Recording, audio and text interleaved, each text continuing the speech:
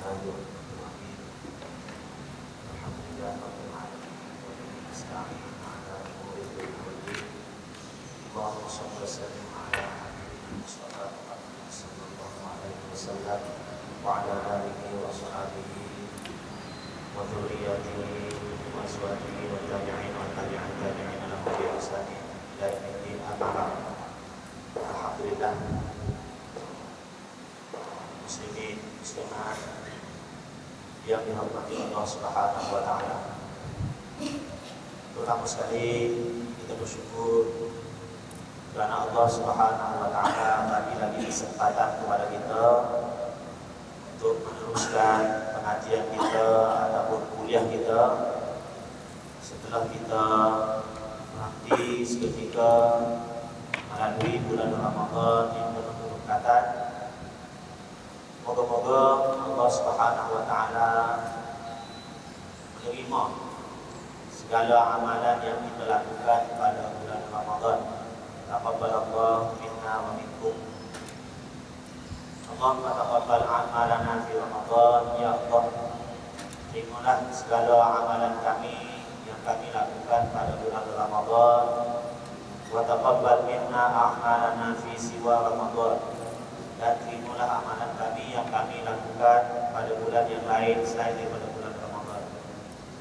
Jadi tuan-tuan, ibu-ibu, bapak-bapak, adik-adik yang dirahmati Allah Subhanahu wa taala, selepas Ramadan inilah kali pertama kita sambung kuliah kita di bawah tajuk Sumpah muka surat 50. Di bawah tajuk Sumpah muka surat 50. Di bawah tajuk kecilnya kata-kata arifin billah dari kalangan tokoh-tokoh tasawuf tentang faedah sumpah dan juga adab sumpah. Jadi kita sambung di situ pada malam ini. Minta dekat-dekat sikit, lagi dekat insyaAllah. Qala al-mu'allif rahimahullahu ta'ala wa nafa'na bi'ulumihi fid dharain amin. Kata-kata arifin billahi ta'ala dari kalangan tokoh-tokoh tasawuf tentang faedah bersumpah dan juga adab bersumpah. Malam ini kita sambung di sini, kita dengar apa kata ulama-ulama tasawuf tentang faedah bersumpah dengan guru yang murabbi mursyid. Kata Syekh, tokoh-tokoh sufi sememangnya merupakan orang yang tamak untuk hidup semata-mata beribadah. Sebelum ini kita dengar bahawa banyak buku-buku cerita dalam agama Islam, banyak buku-buku sejarah yang menceritakan tentang kehidupan ulama-ulama, ahli-ahli sufi yang hidup mereka 24 jam dalam ibadah kepada Allah Subhanahu wa taala.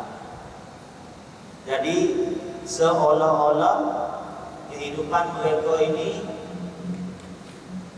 terpisah jauh daripada kehidupan kita. Dan seolah-olah kita tidak jumpa manusia yang kehidupan mereka penuh dengan amal ibadah. Apabila kita melalui jalan yang dilalui oleh ulama-ulama sufi, tokoh-tokoh tasawuf, kita bergaul dengan mereka, insya-Allah sama ada cepat ataupun lambat kita akan jumpa manusia seperti mana yang kita baca di dalam buku-buku cerita tentang individu-individu tertentu yang seluruh kehidupan mereka penuh dengan amal ibadah. Biasanya amalan-amalan ini dilakukan oleh ulama-ulama ataupun mereka yang jiwanya hampir dengan Allah Subhanahu wa taala. Terutamanya manusia yang hidup rasa tamak, rasa tak puas bila tak buat amal ibadah. Inilah di antara manusia-manusia yang mempelajari ilmu tasawuf karena Allah Subhanahu wa taala. Bila hati mereka bersih, bila hati mereka jernih, mereka 24 jam akan merasakan diri ini layak untuk mengabdikan diri kepada Allah Subhanahu wa taala. Tak payah buat benda lain. 24 jam mengabdikan diri kepada Allah kerana Allah itu adalah Tuhan mereka dan mereka yakin bahawa mereka itu adalah hamba Allah Subhanahu wa taala. Dari sini timbulnya perasaan tamak, perasaan halaba untuk buat ibadat 24 jam satu hari satu malam. Bukan bermaksud duduk di atas tingkat sejadah 24 jam, tidak. Kehidupan mereka kalau di masjid kerana Allah, kalau di tempat kerja kerana Allah, kalau di tandas pun kerana Allah, kalau di mana-mana sekalipun kerana Allah, dan mereka tidak lupa kepada Allah Subhanahu wa taala. Bukan kata mereka ni beribadat 24 jam di atas sejadah sahaja, di masjid sahaja, tidak. Sebab kehidupan para sahabat juga 24 jam berada dalam amal ibadat. Kadang-kadang sahabat pergi berperang kerana Allah juga. Sahabat pergi buat bisnes kerana Allah juga. Sahabat bermusafir kerana Allah juga. Jadi kehidupan ini dilandasi dengan agama. Inilah dikatakan kehidupan manusia yang sentiasa tamak semata-mata hidup untuk beribadah kepada Allah Subhanahu wa taala.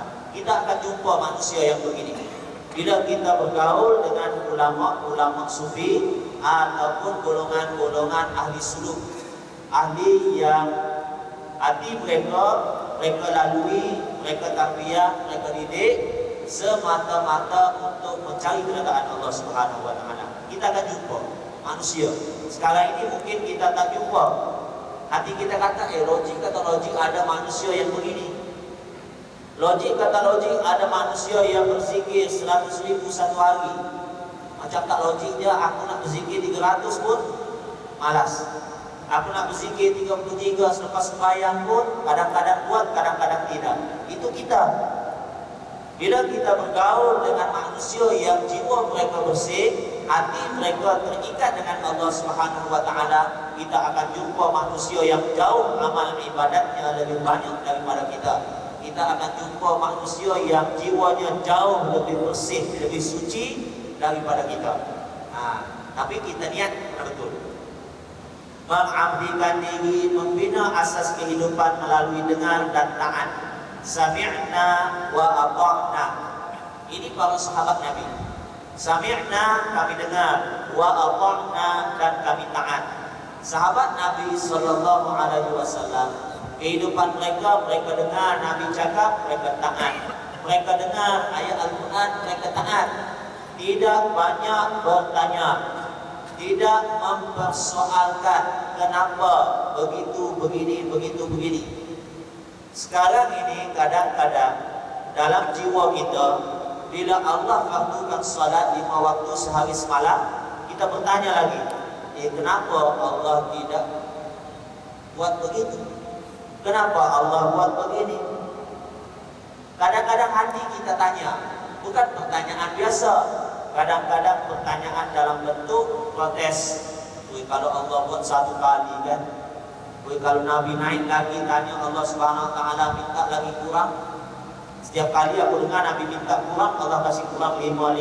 Kalau Nabi naik lagi sekali aja, tak payah kita sembahyang. Sebab sudah ada 5, kasih kurang 5 lagi, tinggal kosong lah. Kadang-kadang jiwa kita tidak puas.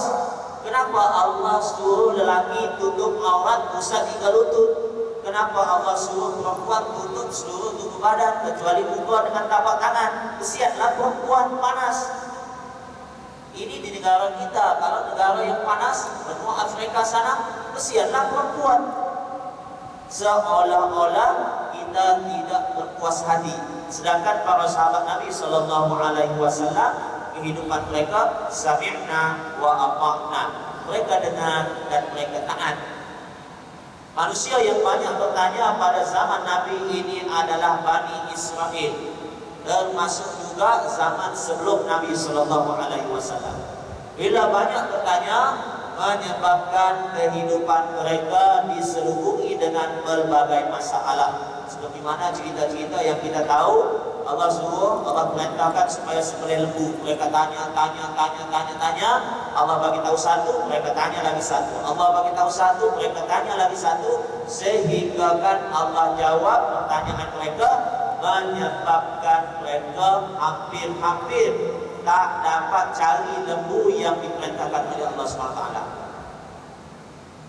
Maknanya kalau kita banyak bertanya akan menyusahkan kehidupan kita.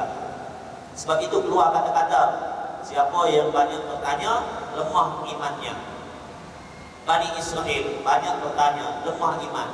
Kalau bertanya yang kita tidak tahu, itu lain masalahnya. Tapi kalau kita bertanya semata-mata untuk kepuasan diri kita, semata-mata untuk memuja nafsu yang ada dalam jiwa kita ini, pertanyaan itu lebih baik diam, tak payah tanya. Sebab itu ulama kata, siapa yang bertanya lemah imannya. Karena kehidupan para sahabat, kehidupan ulama-ulama salafus soleh dengan cara sami'na wa ata'na, dengar dan taat, itu saja. Serta menuruti nasihat ataupun bimbingan guru yang mursyid. Bila guru mursyid cakap sifat-sifat mazmumah perlu ditinggalkan, sifat itu, sifat ini perlu kita perbanyakkan, perlu kita suburkan di dalam kehidupan seharian kita, maka itu yang perlu kita buat. Sebab apa? Sebab dulu ada Nabi, sahabat boleh ikut Nabi, ada Quran, ada hadis. Sahabat ikut Quran, ikut hadis. Sahabat tak faham, tanya Nabi. Sekarang ini Nabi sudah tidak ada. Quran ada, hadis ada. Ambil daripada Quran, ambil daripada hadis. Sekiranya kita boleh ambil sendiri, boleh faham Quran, faham hadis dengan cara istinbat, dengan cara mencari hukum-hukum yang terdapat di dalam ayat Al-Quran melalui bahasa Arabnya, melalui balaghahnya, melalui mantiknya, melalui ilmu badi'nya, ma'aninya, semua sekali. Tapi kalau kita tak dapat, ikutlah kata-kata ulama yang mu'tabar, kita tidak akan tersesat. Oleh yang demikian, wujudlah di antara mereka madrasah-madrasah rohani. Setengah-setengahnya panggil madrasah rohani, setengah tempat panggil zawiyah, setengah tempat panggil riba. Jadi riba ke zawiyah ke apa-apa nama yang kita bagi, yang penting tempat-tempat di seluruh dunia diadakan pusat-pusat pengajian yang mana didirikan oleh ulama-ulama, tujuannya adalah untuk mendidik jiwa manusia supaya berlandaskan agama Allah Subhanahu wa taala.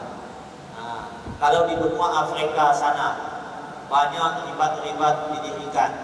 Kalau di negara kita Malaysia, Indonesia, banyak pondok-pondok ataupun pesantren, nama saja berlainan, cuma ini merupakan sebahagian daripada pusat pengajian, pusat pendidikan. Tujuannya untuk mengajar manusia mendekatkan diri kepada Allah Subhanahu wa taala, yang berlandaskan kepada asas kaedah tarbiyah terpenting dan kaedah membentuk individu terunggul. Benda yang paling penting untuk membentuk sasiah manusia ialah dengan cara bentuk hati. Sebab Nabi bagi tahu hati adalah benda yang paling hebat, paling berkualiti, paling berpengaruh dalam jasad manusia. Kalau hati baik kata Nabi, maka baiklah manusia itu. Kalau hati buruk kata Nabi, buruklah manusia itu. Jadi apa yang perlu ditarbiyah, apa yang perlu dididik? Menurut pendapat ulama-ulama tasawuf, hatilah yang perlu dididik terlebih dahulu. Anggota akan ikut hati sekiranya hati bagus. Sekarang ini banyak sekolah-sekolah, banyak madrasah-madrasah, banyak pondok-pondok yang bagi didikan utamakan kepada didikan luaran terlebih dahulu.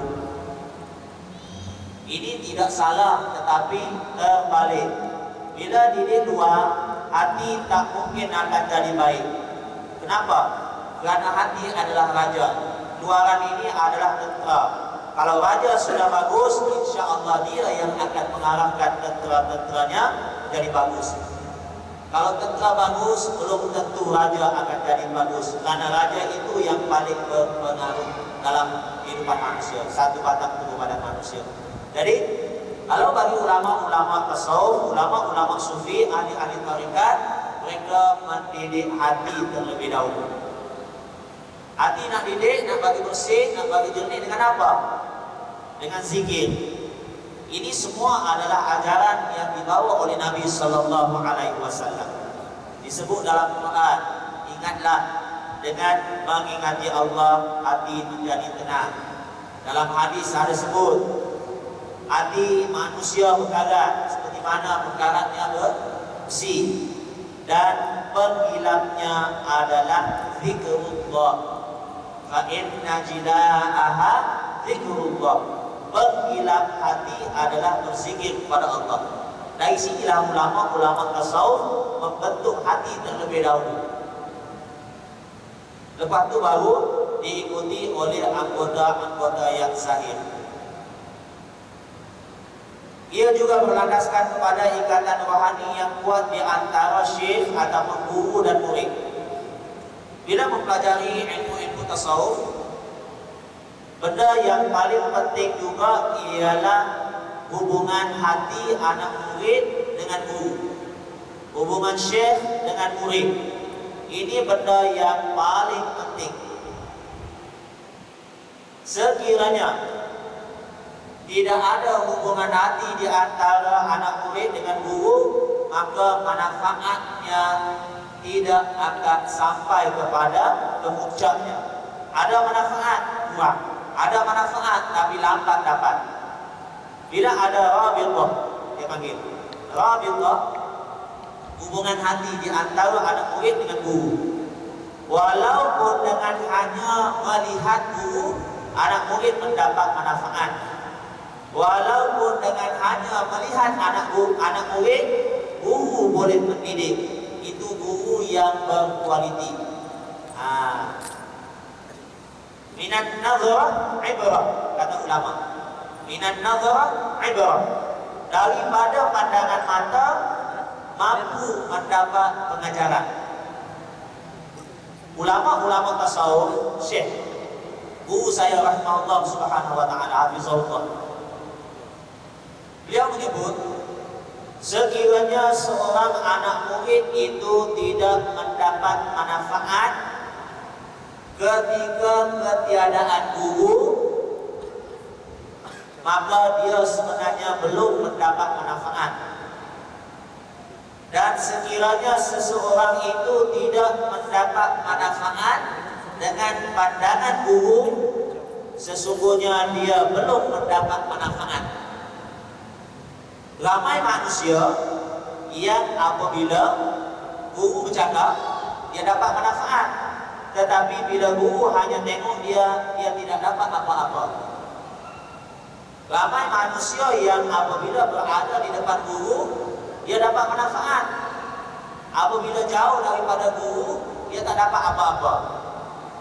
Seorang anak murid yang sebenar ialah bila berada di depan guru dia dapat manfaat, bila jauh daripada guru pun dia dapat manfaat. Dengan cara mana? Cara ingat nasihat-nasihat yang diberikan, ingat tunjuk ajar yang telah disampaikan, ingat wiring-wiring yang telah diberikan, amal semua apa yang dijelaskan, apa yang diajarkan. Itu manfaat dekat dan manfaat jauh. Manfaat daripada pandangan dia akan terasa di dalam hati. Kadang-kadang dulu saya tak pernah faham macam mana mendapat manfaat hasil daripada tengok. Saya bagi contoh yang senang. Anak kita nak pergi sekolah, dia tengok kita putih mata, kita tengok dia putih mata juga. Kita tahu tak anak kita nak apa? Tahu. Kalau ibu bapa yang prihatin, dia kata anak aku ni belum dikasih duit. Oh, anak aku dicari stokin tak jumpa, kasut ada tapi dia pikir, bukan tengok kasut. Tapi dia pikir, kenapa nak? Kenapa ada stokin mo? Nah, ibu bapak yang prihatin dia tahu. Begitu juga suami istri. Bila suami tengok istri, istri tahu. Ini barang kunci kereta. Tahu sudah istri, suami mau kunci kereta. Suami tengok istri, istri tahu. Bang, mau makan sekarang? Boleh juga. Padahal suami tengok istri, dia mau makan sudah lapar. Kenapa suami istri tahu dapat manfaat hasil pandangan mata? Belum lagi bercakap. Kenapa seorang bapak, seorang ibu dengan anak boleh manfaat hasil daripada renungan mata? Kenapa anak murid dengan guru tidak mendapat manfaat hasil renungan mata, hasil bertentang mata? Tengok. Sebab itu kita dengar ulama-ulama dulu, sahabat-sahabat, tabi'in, salafus saleh dulu, bila dia terasa sesuatu di dalam hati dia, rasa tak selesa, rasa gelisah, dia jumpa dengan ulama, walaupun sekejap, dia dapat manfaat. Tengok saja, dapat manfaat. Tengok ulama-ulama. Maknanya hasil tengok sekejap pun dapat manfaat. Jadi kita sekiranya kita jujur, ikhlas, mata-mata karena Allah Subhanahu wa taala, ikatan rohani di antara guru dan murid ini terlalu penting. Nah, jalinlah hubungan di antara kita dengan orang-orang yang soleh melalui ikatan hati.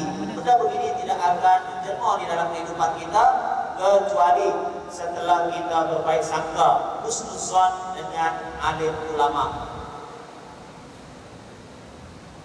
Husnuzan dengan alim ulama.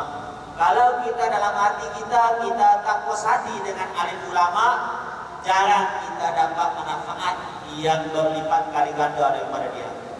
Sekiranya hati kita, jiwa kita, mulut kita mengumpat terhadap orang lain, mustahil kita akan dapat manfaat daripada dia, terutamanya alim ulama.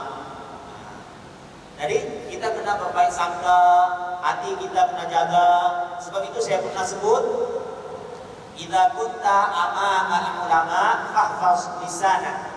Bila kita berada di depan para ulama, jagalah lidah kamu, kata ulama. Wa idza kunta amama auliya fahfaz qalbak.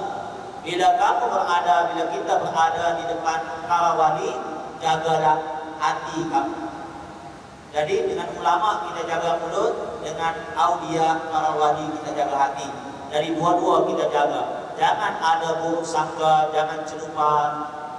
Sebab mereka ini adalah wali-wali Allah, alim ulama Allah yang Allah lantik di atas muka bumi ini. Sekarang ini Nabi tak ada dah. Nabi palsu pun tak ada sudah. Tak ada orang mengaku Nabi palsu. Zaman Nabi ada, sekarang ini lagi tak ada. Siapa yang perlu kita ikut? Alim ulama. Sambungan, oleh itu golongan arif billah menasihati mereka yang menginginkan jalan yang benar, yang menyampaikan kepada ma'rifatullah serta keredaannya agar bersohbah. Ramai ulama-ulama yang besar sebut bahawa perlunya bersohbah, berdamping, belajar dengan alim ulama yang murabbi, yang mursyid. Roh sumpah ialah meyakini serta membenarkan syekh-syekh mursyid yang menunjukkan jalan kepada Allah Subhanahu wa taala serta menyampaikan kepada hadrat kudsiyah, menyampaikan kita kepada Allah Subhanahu wa taala. Kalau kita nak ikut seseorang kemudian kita mendustakan dia, kita tak akan dapat ikut dia.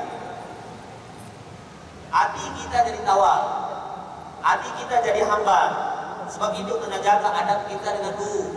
Tak kira guru apa sekalipun, terutamanya guru yang membentuk jiwa kita, hati kita.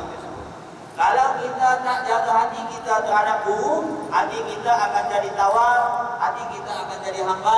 Bila hamba, kita tidak akan ikut dia. Begitu juga kita jumpa doktor. Kita sakit apa-apa kita jumpa doktor. Lepas tu perasaan kita kepada doktor ni, doktor ni tak jadi ni. Dulu isteri aku mengandung, dia kata kandungan luar rahim. Pergi cek di hospital, kandungan elok dalam rahim juga. Tak percaya sudah kita pada doktor tu. Padahal sekali saja dia silap. Bila perasaan kita lain macam terhadap seseorang, jadi kita tak pergi sudah di klinik dia. Walaupun yang lain dia bagus, sekali saja dia tersilap. Sebab apa? Sebab hati kita sudah tawar, hati kita sudah hambar. Walaupun orang lain cakap, doktor si fulan bin si fulan bagus, tapi kita bila terkena pada kita, hati kita sudah pudar. Jadi begini juga yang berlaku kepada alim ulama bila hati kita pudar terhadap alim ulama. Apa kata Imam Al-Ghazali? Ini ulama tasawuf. Imam Al-Ghazali ialah seorang imam yang meninggal pada tahun 505 Hijrah. 505 Hijrah, sekarang ini 1434 Hijrah, lebih kurang 900 tahun lebih. Beliau berkata, menyertai ahli sufi adalah fardu ain. Bila fardu ain dari segi hukumnya sama dengan sembahyang. Kita bersumpah bersama golongan-golongan sufi adalah fardu ain. Kenapa? Karena seseorang itu tidak suci daripada peraiban dan penyakit, itu alasannya. Kecuali para anbiya alaihi salam. Sebelum ini kita ada, saya tak akan sebut kaidah. Imam Ghazali kata belajar bersama golongan sufi ini ialah fardu ain.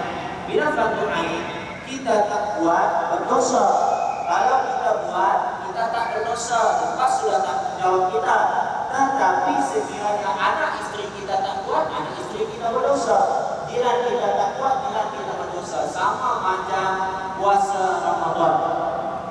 Orang yang puasa tak berdosa. Orang yang tak puasa cukup syarat berdosa. Sebab apa? Sebab puasa adalah fardu ain, solat sama.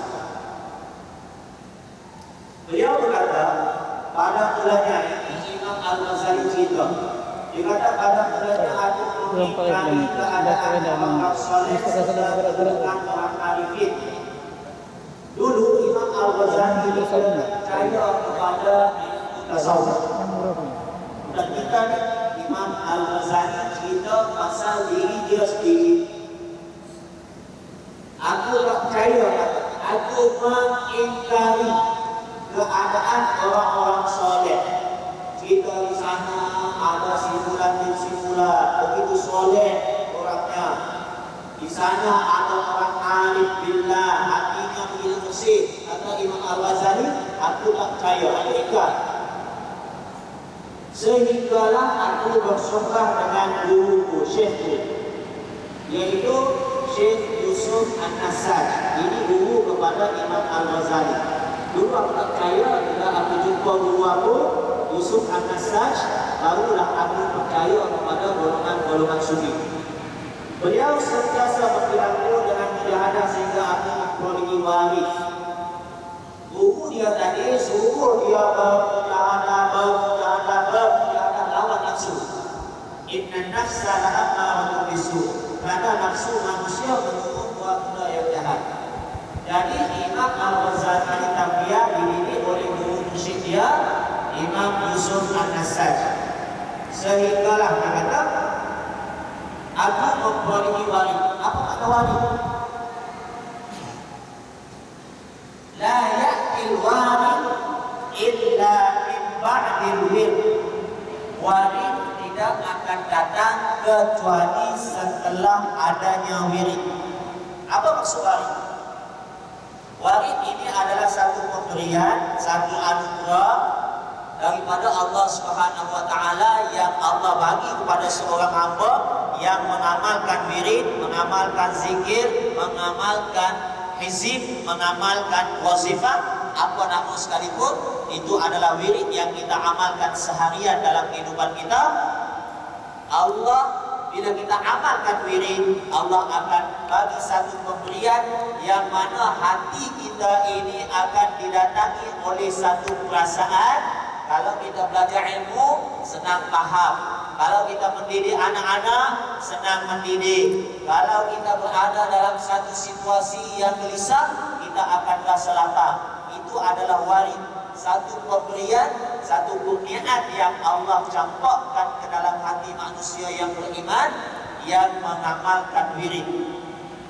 Seumpama Allah mengutuskan tentera-tentera Allah yang berupa malaikat-malaikat ataupun ilham-ilham yang Allah campakkan ke dalam hati kita bila kita berada dalam satu situasi, sama ada getir ataupun tidak getir, sama ada kita berada dalam suasana selesa ataupun tidak selesa.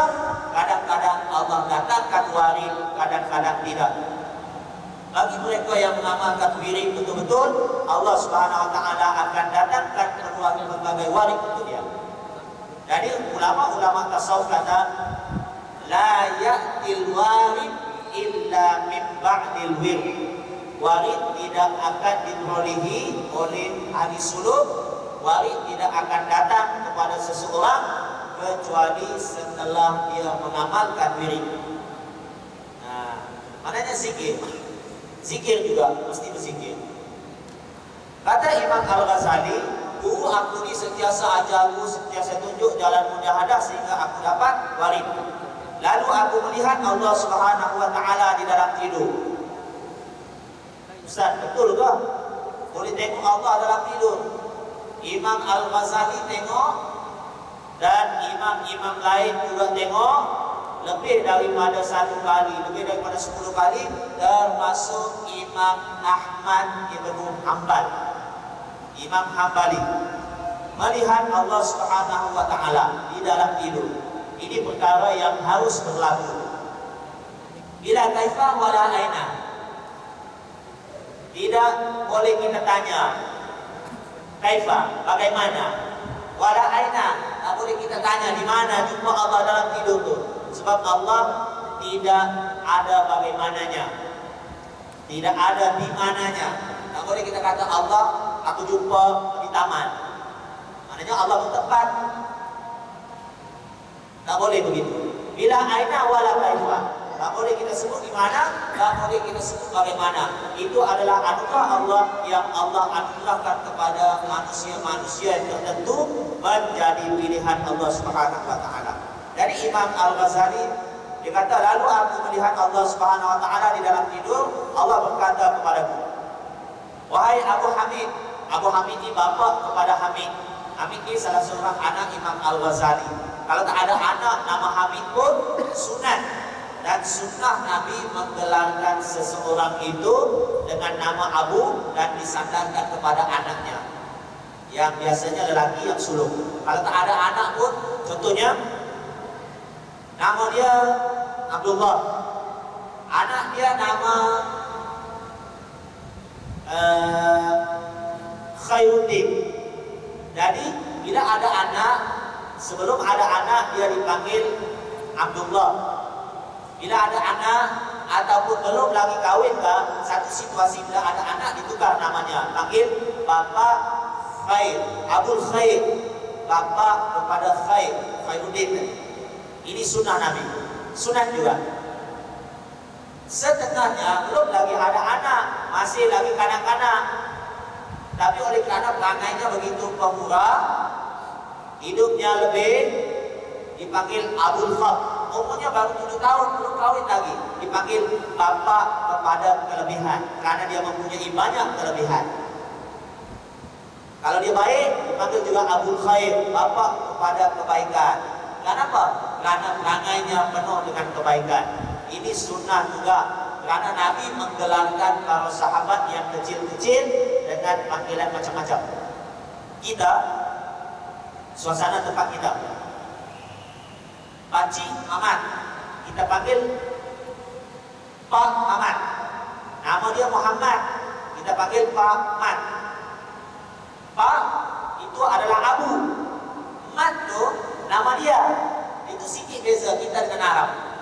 Kita panggil Pak Mat. Pak tu bapa, pakcik. Mat itu nama dia. Orang Arab tidak, Nabi tidak. Nabi letak Pak Mat. Maksudnya anak dia nama Muhammad. Bapa kepada Muhammad. Pak Khair, bapa kepada Khair. Anak dia ada nama Khair. Itu biasa sikit kita dengan bahasa Arab. Kita letak nama dia di belakang Pak Mat. Pakcik Abu, Pak Abu. Nama dia Abu. Arab Pak Abu, bapa kepada Abu. Pak Mat kita bapa, Pak Mat pakcik Mamat. Nama dia Mamat. Biasa sikit. Jadi Abu Hamid. Sebab itu kalau kita baca-baca dalam buku-buku cerita tersebut, Imam Ahmad Ibnu Hanbal berdialog dengan anaknya. Berdialog dengan kawannya. Kata kawannya, wahai Abu Abdullah. Siapa Abu Abdullah? Tadi kata Imam Ahmad berdialog dengan kawannya. Kawannya namanya Nuruddin. Bila pula datang, wahai Abu Abdullah. Rupanya kawan dia panggil kepada Imam Ahmad, wahai bapa kepada Abdullah. Sebab anak Imam Ahmad ada namanya Abdullah. Jadi jangan kita keliru. Siapa orang ketiga ini? Pelik kita. Di sini wahai Abu Hamid, tinggalkan kesibukanmu, kesibukan hatimu, dan bersumpahlah dengan kaum yang aku jadikan mereka di bumiku sebagai tempat aku memandang. Sebelum Imam Abu Hamid Al-Ghazali berguru dengan Abu Yusuf Al-Kassaj, dia tak cerita pun pasal dia bermimpi melihat Allah SWT. Bila dia berguru, dia bermimpi. Apa kata Allah dalam mimpi dia? Tinggalkanlah kesibukan hatimu dan bersumpahlah dengan kaum yang aku jadikan mereka di bumiku sebagai tempat aku memandang. Siapa ini? Kaum yang Allah jadikan di bumi ini sebagai tempat Allah memandang. Kaum yang hatinya bersih. Itu kaum sufi. Nama letaklah nama apa-apa pun, yang penting hatinya bersih. Mereka adalah orang yang menjual dunia dan akhirat demi cintaku. Orang yang tidak kisah dengan dunia, orang yang tidak kisah dengan akhirat, yang penting dia redha kepada Allah Subhanahu wa taala, Allah redha kepada dia. Apa manusia nak cakap pun dia tak kisah. Apa manusia nak kumpul harta dunia pun dia tidak kumpul. Dia dengan Allah Subhanahu wa taala. Dia kerja. Allah bagi banyak, alhamdulillah. Allah bagi sikit, alhamdulillah. Bukan tamak haraba, cari dunia sampai meninggalkan benda yang wajib. Ini manusia. Menjual dunia dan akhirat kerana cintaku. Dia terlalu mahabbatullah, cinta kepada Allah Subhanahu wa taala. Kalau nak baca kisah cinta kepada Allah ni, baca kisah Rabi'atul Adawiyah. Kita biasa baca kan. Kalau nak baca cerita yang hebat lagi, baca cerita pasal Ibnu Farid. Ibnu Farid ni seorang ulama sufi juga, sama macam Rabi'atul Adawiyah. Rabi'atul Adawiyah perempuan, Ibnu Farid lelaki. Ini kedua-dua kisah cinta ini terlalu tinggi jika dibandingkan dengan cinta kita kepada Allah Subhanahu wa taala. Rabi'atul Adawiyah, buku-buku dia boleh didapati dengan bahasa Melayu. Kalau Ibnu Farid jarang bukunya didapati dengan bahasa Melayu. Bahasa Arab banyak. Ya. Aku berkata, demi keagunganmu, aku tidak akan mengecapinya jika engkau tidak memberikan dirimu dengan ketenangan berbaik sangka terhadap mereka. Nak bersumpah macam mana dengan kaum sufi, kata Imam Al-Ghazali, sekiranya engkau tidak mencampakkan ke dalam hati aku husnuzon terhadap kaum sufi. Macam mana aku nak bersumpah dengan mereka sekiranya engkau tak bagi aku ni baik sangka dengan mereka? Sebelum ni aku tak percaya kan? Macam mana aku nak bersumpah? Kata Imam Al-Ghazali.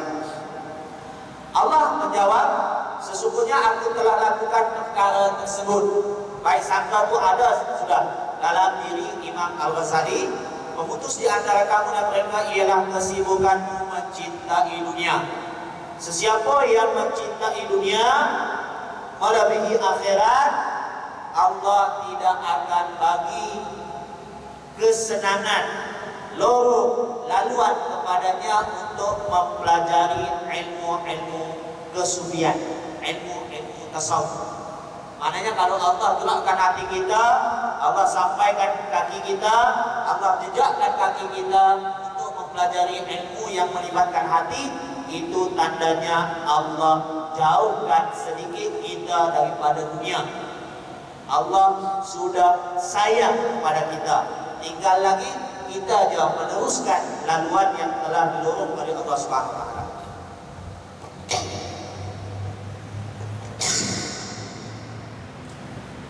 Maka keluarlah daripadanya dengan pilihanmu sendiri sebelum kamu keluar dalam keadaan terhina. Ini ucapan Allah kepada Imam Al-Ghazali di dalam mimpi Imam Al-Ghazali.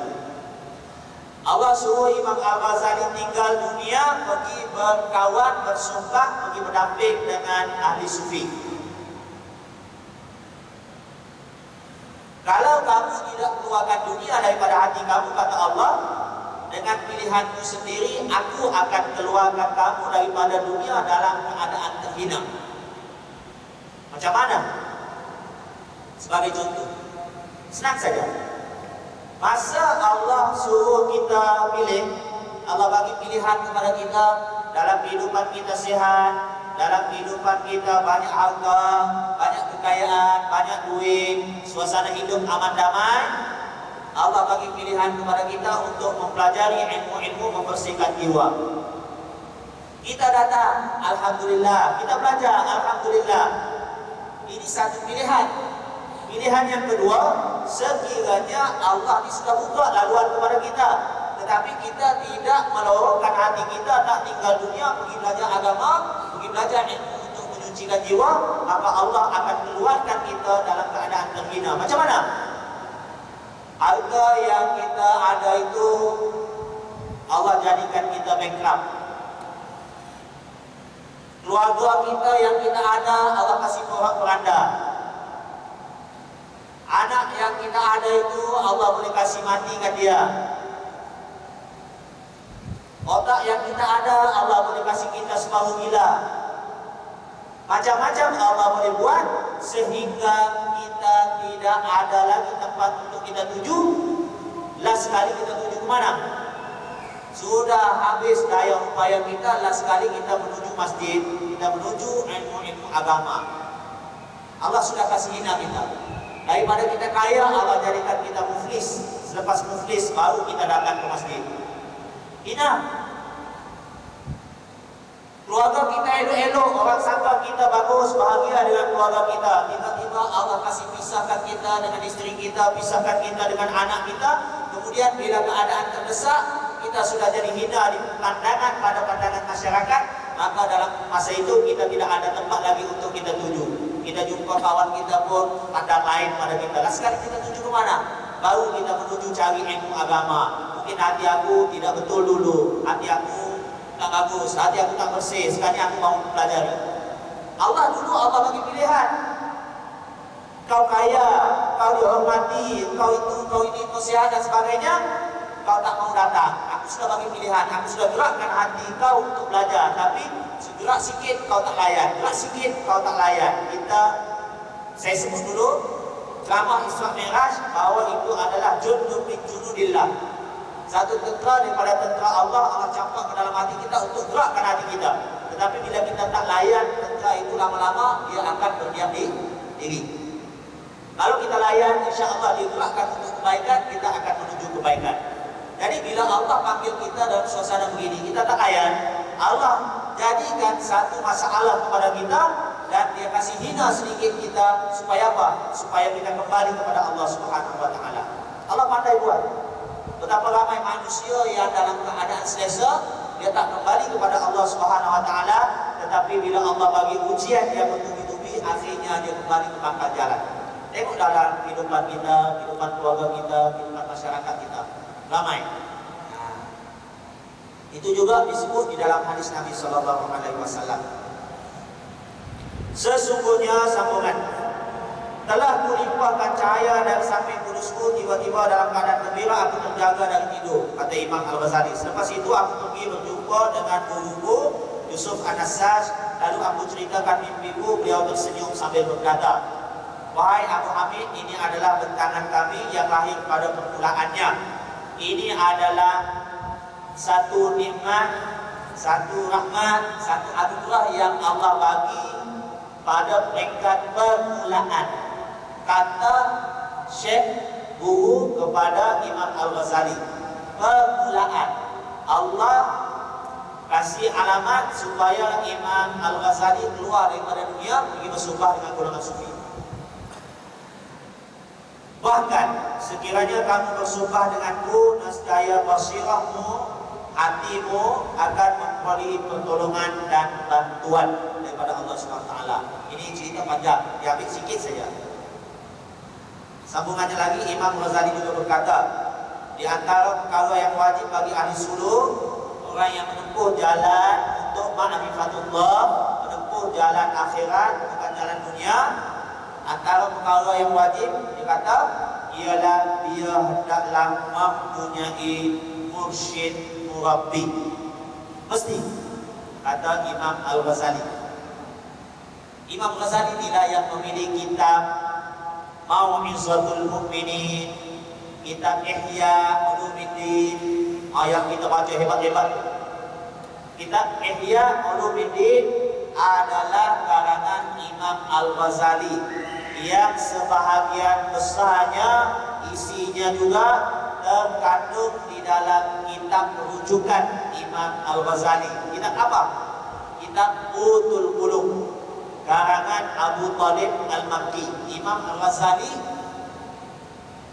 rujuk kepada kitab Abu Talib Al-Makki, ulama yang sebelumnya. Utul Qulub, santapan hati bahasa Melayunya, ataupun nutrisi hati, makanan uji bagi hati. Dia kata, hendaklah mempunyai murabbi, mursyid. Tujuannya memandu ke jalan yang lurus, menghilangkan tabiat keji dan menggantikannya dengan akhlak yang terpuji. Ini sudah pun kita sebut. Makna tarbiyah ialah seseorang murabbi hendaklah menjadi seperti pekebun yang menjaga tanaman. Mursyid diibaratkan, diumpamakan seperti pekebun. Anak murid diibaratkan seperti tanaman. Seorang pekebun, bila dia menanam tanaman, tanaman itu perlu dijaga, disiram, dibaja. Kalau ada pokok-pokok pengacau, cabut, supaya pokok terluka, pokok ladang, pokok apa-apa yang kita tanam itu dapat hidup subur setelah dibaja, digemburkan. Bajanya tidak dimakan oleh pokok-pokok yang mengacau. Kemudian mesti disiram, mesti dijaga daripada penceroboh, serangga-serangga dan sebagainya. Inilah sifat guru terhadap anak murid. Bila guru mendidik anak murid, dia kena jaga anak murid dia daripada dikacau oleh benda-benda yang menjadi pengacau, syaitan, nafsu, dunia dan sebagainya. Dia perlu siram anak murid tadi dengan baja-baja, baja zikir, baja ilmu, baja muzakarah, baja munaqasyah, baja riyadhah dan sebagainya. Kalau ada pengacau, dia kena cabut pengacau tadi. Kalau ada nafsu, dia kena cabut nafsu daripada hati anak murid tadi, supaya nafsu ini menjadi nafsu yang radiyah, mardiyah dan seterusnya, mutmainnah. Guru jadi pekebun, anak murid jadi tanaman. Jadi tanaman perlu dijaga oleh pekebun. Kalau pekebun tadi ada tanaman, dia tak jaga tanaman, tanaman dia tidak akan subur, tanaman dia tidak akan mengeluarkan hasil yang lumayan. Mungkin ada hasil, mungkin tidak ada hasil. Kalau ada pun tidak lumayan. Tidak seperti mana kebun yang dijaga. Kalau orang berkebun, kita tahulah, kita tanam cili, pokok cili yang dijaga dengan pokok cili yang tidak dijaga, macam mana buahnya, macam mana hasilnya. Kita tanam 3 ekar, orang lain tanam 2 ekar, 3 ekar juga. tapi hasilnya jauh lebih baik kebun yang dijaga berbanding yang tidak dijaga. Kata Imam Al-Ghazali, begitulah situasi anak murid dengan situasi guru. Imam Ghazali kata, apabila kamu yakin bahwa tanaman perlu kepada penjaga, maka kamu juga tanpa ragu-ragu perlu yakin bahwa musyrik itu perlu bagi setiap salik. Kita yakin tanah pupuk lada 3 hektar perlu kepada penjaga yang ramai. Kalau kita yakin tanaman perlu kepada penjaga, Imam Ghazali kata, kita tak perlu ragu. Kita kena yakin juga manusia juga perlu kepada Rabbi yang musyrik. Ini adalah karena Allah Subhanahu wa taala mengutuskan rasul-rasul sebagai pemandu kepada makhluk serta menunjukkan mereka jalan yang lurus. Sebelum kewafatan baginda Nabi Muhammad sallallahu alaihi wasallam ke alam akhirat, Nabi telah menjadikan khulafa ar-rasyidin sebagai pengganti. Alaikum, kata Nabi, bisunnati, hendaklah kamu mengikut sunnah aku, wa sunnatil khulafa'ir rasyidin min ba'di, dan hendaklah kamu mengikut sunnah khulafa ar-rasyidin selepas daripada aku, khalifah yang 4. Selepas itu alim ulama, dan seterusnya sampai kepada kita. Itu pesan Nabi sallallahu alaihi wasallam. Begitulah seterusnya sehingga ke hari kiamat, maka ahli suluk sememangnya perlu kepada musyrik. Itu kata Imam Ghazali. Panjang lagi, jadi untuk malam ini kita berhenti setakat ini. Aku lu qouli hadza, astaghfirullahaladzim wa lakum. Wassalamualaikum warahmatullahi wabarakatuh. A'udzubillahi minasyaitonir rajim. Bismillahirrahmanirrahim. Alhamdulillahirabbil alamin. Wassalatu wassalamu ala asyrofil anbiya'i wal mursalin wa ala alihi wa sahbihi ajma'in. Subhanaka la ilma lana illa ma 'allamtana innaka antal alimul hakim. Wa la haula wa la quwwata illa billahil aliyyil azim. Rabbana atina fid dunya hasanah wa fil akhirati hasanah wa qina adzaban nar. Sallallahu ala sayyidina Muhammad wa ala alihi wa sahbihi ajma'in. Subhana rabbika rabbil izzati amma yasifun wa salamun ala al mursalin walhamdulillahi rabbil alamin.